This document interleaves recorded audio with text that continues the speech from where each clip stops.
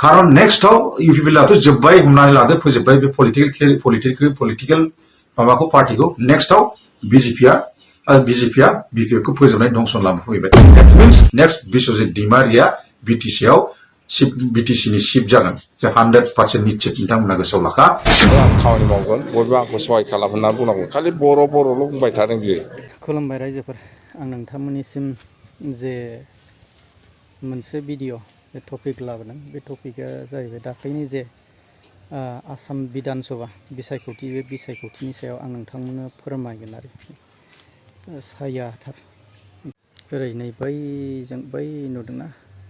नै बै नङा आरोखि बै गोथां नुनायनि बै गोजा नुनाया जे आं बाव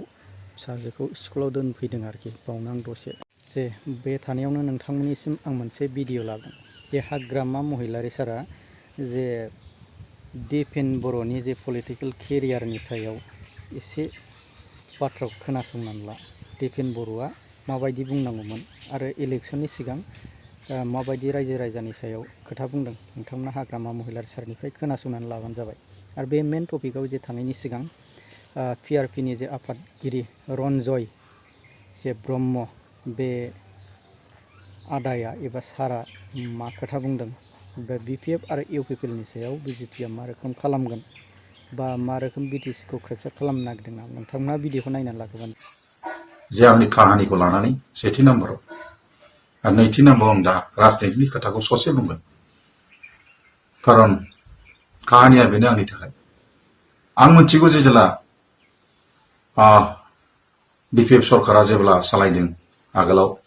बबेनिफ्राय सिन्डिकेट बबेनिफ्राय बाला बबेनिफ्राय अन्थाइ बबे मलाव फैसा लायो बबे बयलार बारहैयो बे खोथाखौ बयबो मिथिजोबगौ आरो लोगोसे सरकार थासेयावबो आरो लोगोसे जेला इउपिपिएल सरकार फैयो सेम बिथांमोनहाबो बिदिनो खालामदों महल अन्थाइ बाला औवा दिफु ओमफ्राय नोङो दाम्पारनिफ्राय फैसा लाखिनाय कहारिनिफ्राय थाङै थाङै मासुक खांनाय दा बे बाथ्राखौ साननो थाङोब्ला बैफोरबायदि पार्टिनि नेतानिफ्राय 100 गुन बारानाव क्वालिटि दङ डेट मिन्स रायजो राजाफोर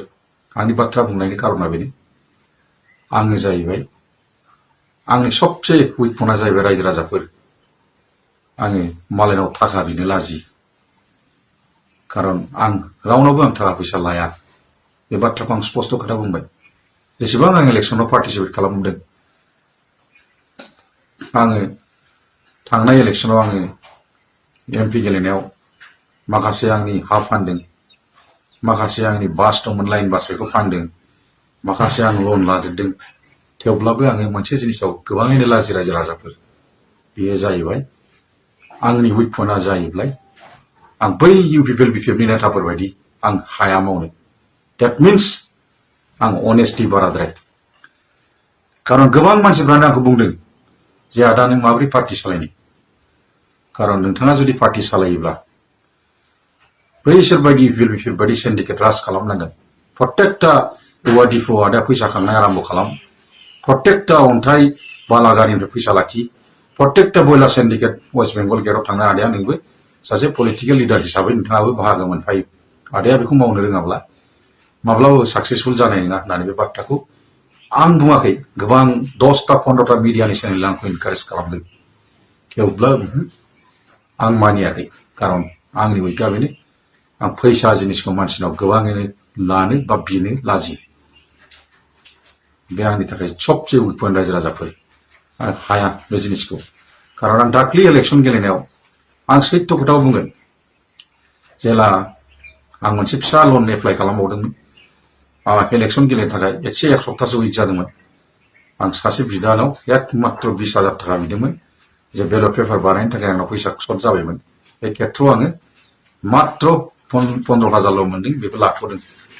सासे बिदा जानाय आरो बिथाङा मोनसे पलिटिशियानाव लिडार किन्तु मात्र बेबो हावलात सिस्टेमसो बे खोन्थाथावथाव मोनसेल' रायजो राजाफोर डेट मिन्स आं गोबाङैनो बेबायदि सिस्टेमै सोलिबोनाय मानसि ओमफ्राय आं मोनसे बाथ्राखौ बुङो दा बे अनेस्टिखौ नांगौ माखासे सानसे समाव जय जुक्त खालामगोन होननानै आं आसा खालामो मानो होननानै बुङोब्ला आं जेला दाख्लि इलेक्सन नमिनेशन होनो सानदों होनायाव मोनसे बाथ्रा बुंबावदों बुंनानै आं लाजिफ्लांदों जे आङो बायसान्स जुदि खमजुरि जायोब्ला बारकटफ्राव फैसा रायजो राजा थाइसे थाइनै हरोब्ला आं लागोन होनदों खिन्थु रायजो राजाफोर आं ओरैबायदि थाखा फैसानि खेथ्रआव लाजि बे बारकटआवबो आं थाइसे फैसा लायाखै That means आं बेबायदि मानसि रायजो राजाफोर खारन मोनसे बाथ्राखौ आं बुङो जेला बिफेबाव सरकार थासेयावबो बबेबा जायगानिफ्राय थाखा फैसा महल ओमफ्राय दामफानिफ्राय फैसा लाबोयो अन्थाइनिफ्राय आरो गोबां बेफोरबायदि इत्यादि बयलार सिन्डिकेट बारहैयो बेफोरबायदिनिफ्राय फैसा लागासिनो दङ दासिमबो आं गोसोब्ला बिसोरखौ सेकेन्डबो नाङा हमहोनो रायजो राजाफोर आरो इउपिपिएल समावबो बे जिनिसखौ मावबोखानाय खिन्थु नैबे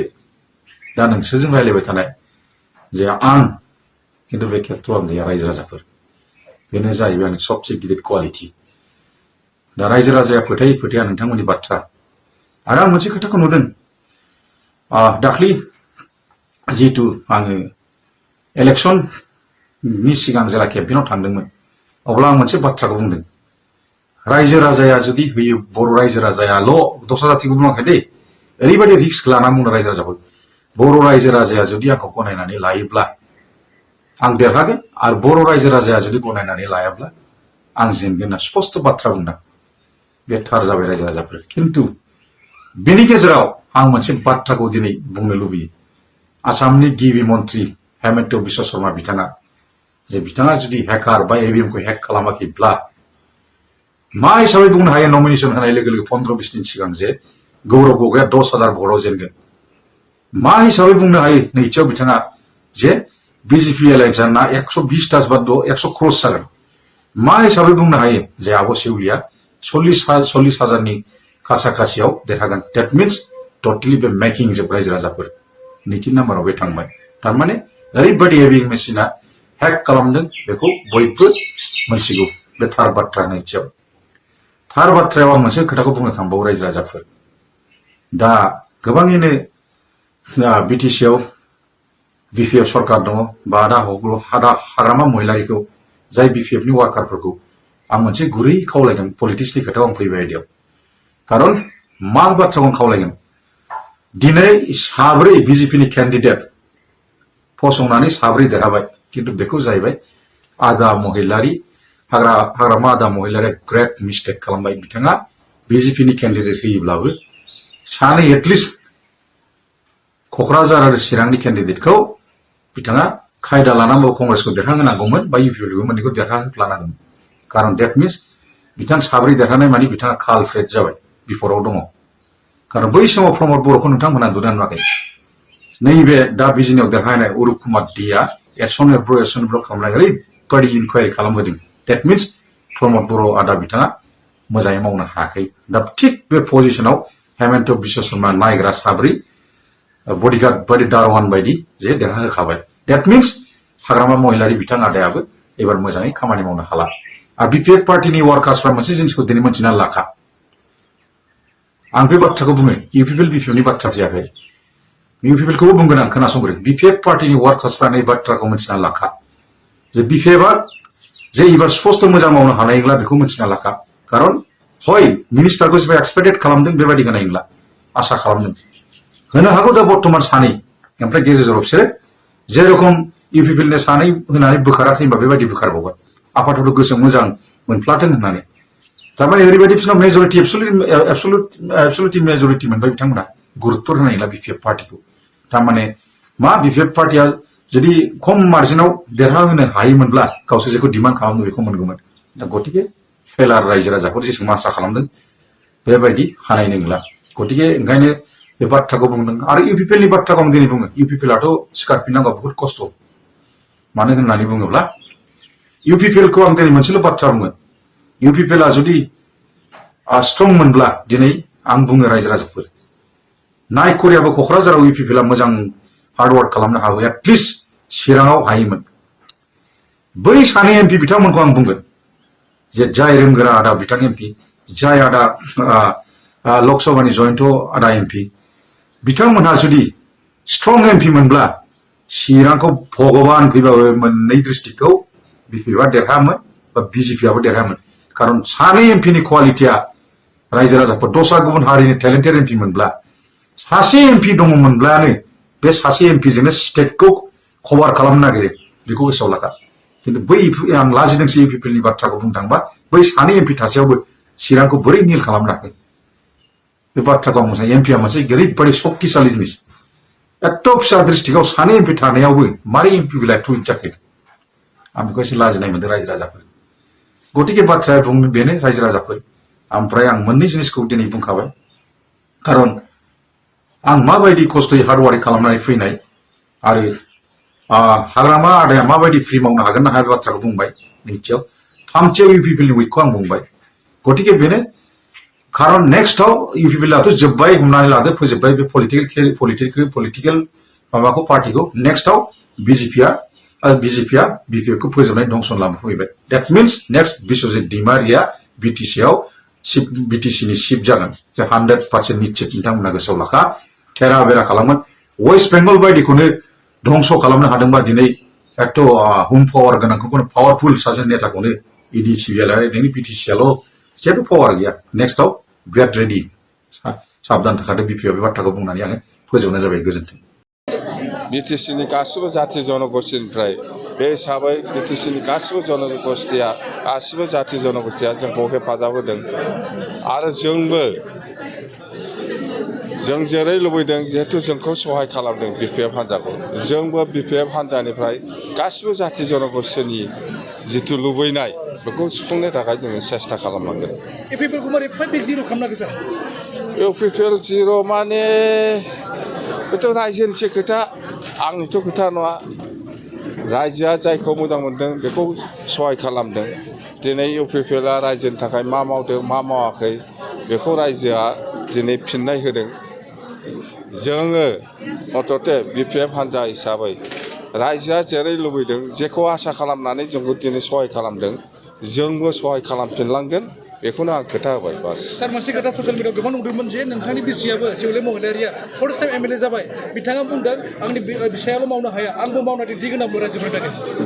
बेथ' बेक्तिगत खोथा मावनांगोन जिहेतु रायजोआ गोबां आसा खालामनानै सिउलिखौ एमएलए खालामबाय रायजोनि आसा खालामनाय बादि बिथाङाबो मावनांगोन सार दिपेन बर'आ बुंदों दा एबारनि इलेक्सना मा हारिबा जायाखैनो माने फैसानि गेम जादों होनना बुंदों फेसनि गेजेरजों बेलाय दिपेन बर'निसो खोथा दिपेन बर'आ जाहैबाय आबसुनि प्रेसिडेन्ट आं बुंदों बियो आबसुनि प्रेसिडेन्ट बियो बुंनांगौमोन खालि बर' जाथिनिल' आङो लिडार नङा बिटिसिनि गासिबो जाथि जनगोष्ठीनि जानानै आं खामानि मावगोन बयबो आंखौ सहाय खालाम होनना बुंनांगौ खालि बर'ल' बुंबाय थादों बियो बेवहायनो भुल जादों बेना सार नोंथांखौ बुंबाय थादों बिथाङा नुना बहुत डेन्जार नुयोबा बिथांनि गोसोआ नरम होनना बुङो नोंथांखौ बुङो सार नोंथां नुना गोरा नुयोबा खिन्थु नरम बुङो सार बे बुङो मा बुङो सार ससियेल मिडियाआव नरम माने गोबां भागफोर अननो गोरों होनना बुङो माथो जेखि जाया जोङो रायजोनि थाखाय खामानि मावगोन स्पष्ट खोथा आरो बिथांमोनाथ' दलखौनो आरो नामखौ सोलायबावसिगोन नामा बिसोरनाथ' अयभास दङ सार दासिम मन्थ्रिनि बेलायाव सार मा बुंदों उदालगुरि डिस्ट्रिक्टआव होयो मन्थ्रिनि बेलायाव मन्थ्रिया जोंनि थाखाय गिदिर खोथा नङा आं बुंबाय थादों जोङो बिटिसिनि जौगानायखौ लानानैसो जोङो बार्गेनिं खालामगोन आसाम गभर्नमेन्टजों बास मन्थ्रिखौ लानानै जोङो बार्गेनिं खालामनो गोसो गैया जोंनो नांगौ बिटिसिनि जौगाखांनाय बेनो आसल मानसिफ्रा बुहुत गावखौनो गाव कनफिडेन्ट लाबोयो आरोखि गोरोंसिन एबा बे पलिटिकेलावनो थानानै जे माखासे लाइफ केरियार संसार जानायनि गासैबो रां रुफा खामायनायनि बेबायदिखौ लायो खिन्थु पलिटिकेलखौ लानानै बांद्राय खिनि कनफिडेन्ट खालामजाया आरोखि दा जोंनि सायाव माखासे जोंनि जे बिटिसिखौ दा सोरबाया मोजां बर'नि सायाव बुंफ्लानानै केपचार खालामनो साननो हागौ दा जोंखौ आसाम बायदिया माखासे फैनानै बिजेपिएस बा दस्रा माया जोंनि बिटिसिखौ जुदि केपचार खालामोबाथ' सेस दा रायजोफोर नोंथांमोनहा बे भिडिअनि सायाव मा सानगोन आरो रन्जय जे ब्रह्मआ जे बुंलांबाय आरो हाग्रामा महिलारि सारा जे आं इउपिपिएलनि सायाव दा एसे खोथा बुंगोन इउपिपिएलआ जे माखासे जेन गोबां दा जिर' एबा मोनसेबो समस्थियाव सासेसो देरहानो हायैया बे बहुद असम्भब आरो जोंनि जे चिरां डिस्ट्रिक्टआव सानै एमपि दं बे सानै एमपिया चिरां एबा क'क्राझारखौ बेखौ कभार खालामनो हायोमोन दा मोनसेबो देरहाथारिया बर'नि जे मोनसे रायजो सभा आरो लक सभानि बेबायदि MP जालायनानै देरहाहोनो हायिया बुहुद लाजिनांथाव। अबा गोहोआनो गैया नङा होमबा रायजोफोर ना मा बुंगोन ना। अब्ला फैबाय थानाय समाव जे UPPL मा जागोन जोबनायनि फैनायनि लामायावथ' बुहुद गोब्राबखासै। दा रायजोफोर माखासे कनफिडेन्ट जे UPPL नि जे कनफिडेन्ट बे कनफिडेन्टआ मा रोखोमाव जे माखासे जे गेरेन्टिफोर होदोंमोन जे माखासे गेरेन्टिफोर होनाय जे रायजो राजानो खोथा होनो लानाय बैफोरबायदि खोथा होनो लानाया जे फैलार थांदों। जे हा होनायनि हाखौ दे एसे एनै होनो हाबाय साख्रि न'खर न'खर साख्रि होनायनि खोथा बैफोरखौ गोबां समाव प्रमद बर' साराबो दामदोंमोन नङा होनब्ला। दा रायजोफोर आं नोंथांनो बांद्राय गोबां खोथाखौ बुंला। दा पलिटिकेला जि जानानै थांबाय गावजों गाव गोरोबलायनायाव फैनांगौ ना मा होनो रायजोफोर। दा नोंथांमोनहा कमेन्टनि गेजेरजों फोरमायहरबानो जाबाय।